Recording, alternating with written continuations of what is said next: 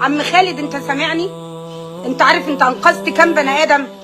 انقذت مدينة صناعية عاملة ازاي؟ انت عارف انت عملت ايه؟ شقيق خالد عبد العال يكشف تفاصيل خروجه من سيارة مشتعلة ويؤكد: كان دائما سندا للأسرة. سادت حالة من الحزن والدهشة بين أهالي المنطقة بعد انتشار خبر الحادث الذي تعرض له خالد عبد العال، حيث شاهد الجميع لحظة خروجه من السيارة المشتعلة وقد بدا متماسكا رغم خطورة الموقف. وبين الحشود لم يجد شقيقه إلا أن يعبر عن فخره واعتزازه قائلا: منذ طفولته كان دائما مثالا للرجل القوي والوفي، وكنا نعتمد عليه في كل الأزمات. لم يكن خالد عبد العال شخصا عاديا في نظر أسرته وسكان منطقته، فقد عرف بشجاعته وروحه المرحة وحرصه الدائم على مساعدة الآخرين. ومع انتشار نبأ الحادث تجمع الأهالي أمام منزله في انتظار أي خبر، وقد بدت ملامح القلق واضحة على وجوههم.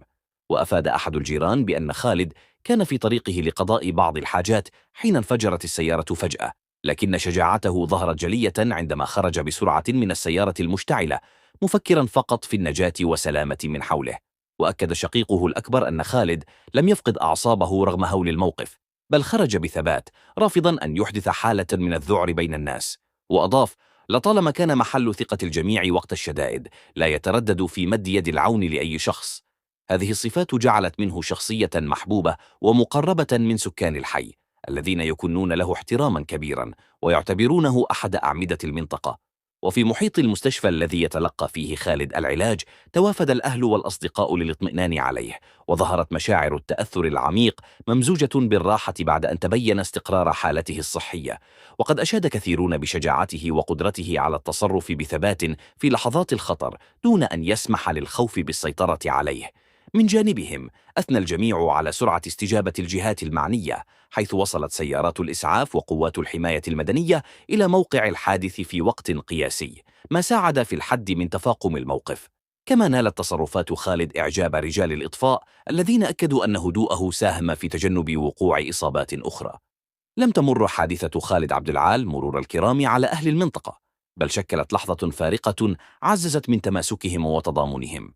وقال أحد أصدقائه: منذ صغره علمنا خالد معنى القوة والاعتماد على النفس، واليوم أثبتوا بالفعل أنه دائما في الصفوف الأولى وقت الشدائد.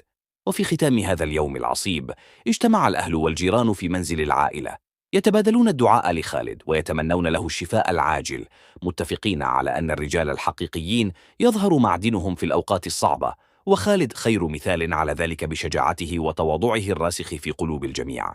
وبعد مرور عدة أيام ورغم صموده في وجه الحريق وبسالته التي أذهلت الجميع، رحل خالد عبد العال عن عالمنا متأثرا بإصاباته، تاركا خلفه صدمة كبيرة في قلوب كل من عرفه أو سمع بقصته.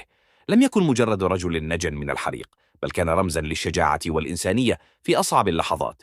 بكاه أهله وجيرانه وأصدقاؤه بحرقة، ففقدوا فيه الأخ والسند والقدوة. وقال أحد المقربين منه: خالد لم يمت فقط، بل ترك فراغا لا يملأ، وذكرى ستبقى حية في قلوبنا ما حيينا. رحم الله خالد عبد العال، وأسكنه فسيح جناته، وجعل شجاعته وتضحياته في ميزان حسناته. عزاؤنا أنه رحل كما عاش، كريم النفس شامخا، رافع الرأس حتى اللحظة الأخيرة،